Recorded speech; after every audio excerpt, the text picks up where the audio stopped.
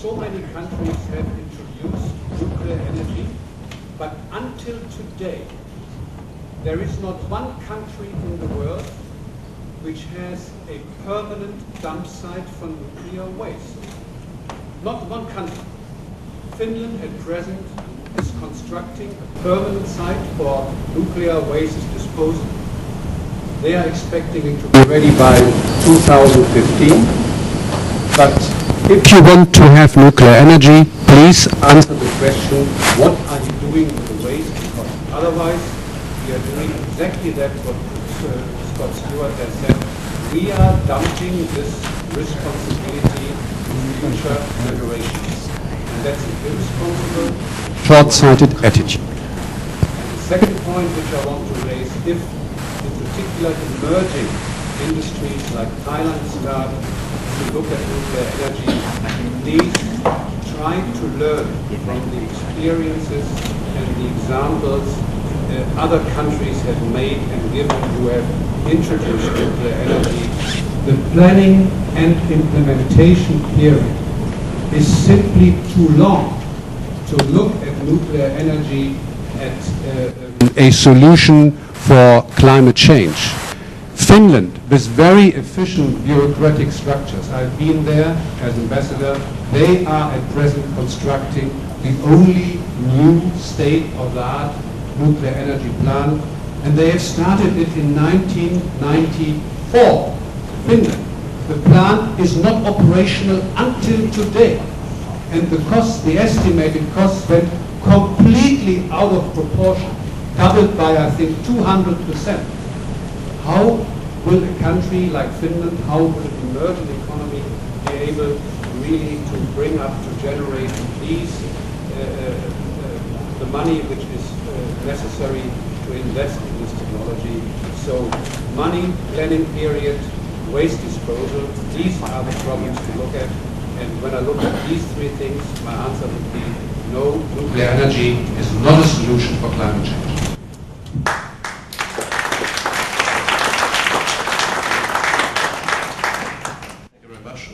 Valerie, you give me some instruction. I think we have around 10-15 minutes, and I would suggest maybe we have a... Maybe you'd like to get questions if there are... Yeah, should we collect maybe first from the audience? Okay, maybe are there... Should I say something? If you like, yeah. So we collect something from the audience, and then I would have another one, but let's collect first. I think that's better.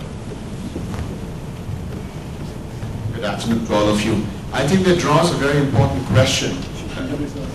Well, my name is Neeraj Sharan, and I'm drawing upon this question and taking it forward.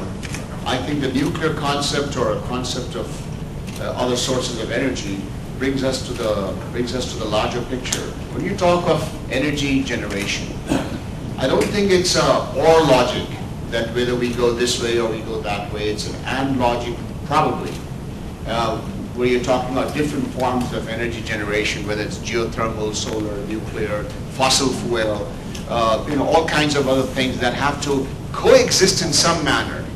But the main focus there should not be as much as choosing the way as to the implementation and technologies that you're using to do that, and not add more to the emission, rather keep it. There are clean technologies available in every field. So my question and my answer in that way is, every country has to decide its own way, and it's and logic of coexisting with all forms of energy generation, I guess.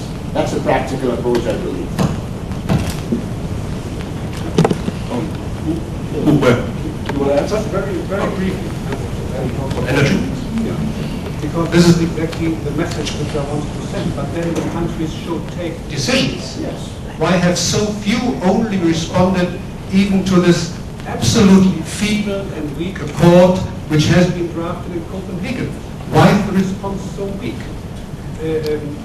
I think this is exactly the message which we have to send.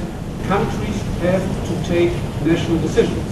And it's up to the societies to criticize and put pressure on the governments. Where is the solution which you have to offer? For Thailand, for Cambodia, for India, for whomever.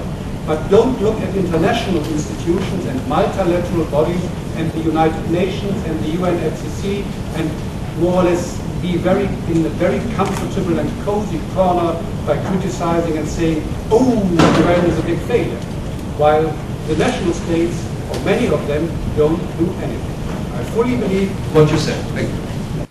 The founder of the Weather Channel in the United States, Mr. John Coleman, says that the global warming is the biggest scam in the history manufactured crisis. And it sounds, we're not far away from this also, because I see that you guys, you are all here to sell something. It's exactly what happened with the virus of the H1N1. They manufactured the vaccines before the flu came out. That's the crisis that we have had in Europe. So I just feel here that you are here just trying to sell something. One is for the nuclear powers, one is trying to, I mean, as bad as it looks.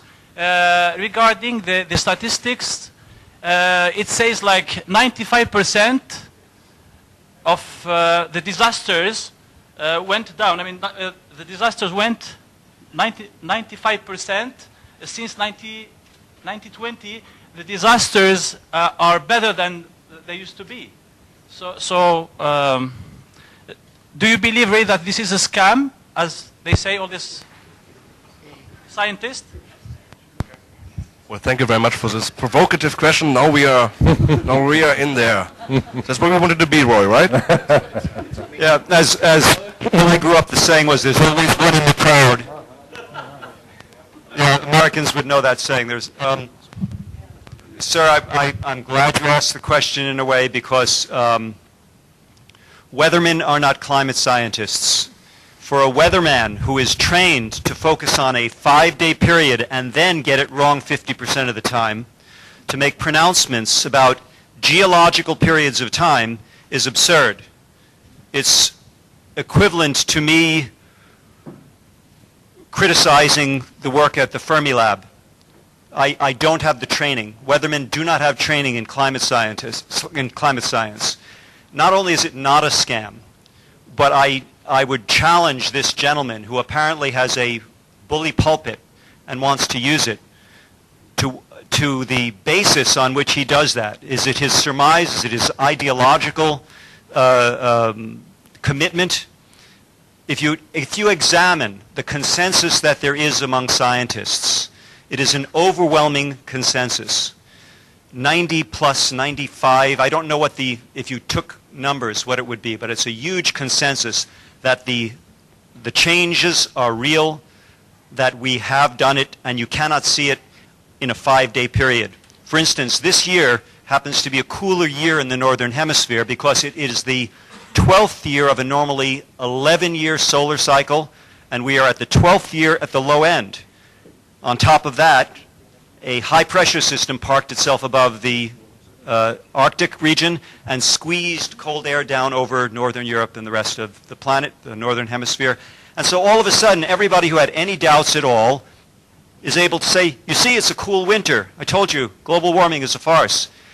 The problem is that you don't understand the problem when you look at it like that. And weathermen are trained to look at it like that. So I really challenge this gentleman. If you examine the other few scientists who perhaps disagree with the consensus, I think you'll find many of them have vested interests from the fossil fuel industries or other industries who support their work, or know that controversy generates book sales. Thank you. Mr. von Pescatore, want to add something? Yeah, just briefly, I would like to say there is a science on climate, and we should not neglect the facts. Even Mr. Achim Steiner, the head of UNEP, has written an article recently about this, and I think there are serious findings that we have also to take seriously. Therefore, I think from the presentations you have heard, if you can say you want to sell something, what I would really like to sell is the raise of responsibility, the awareness on these problems, because they are there. But the awareness also that we can do something against it, something that makes sense, something that gives us a better condition of living and even earning money with it. So we should think about this, yeah, and really look into the facts.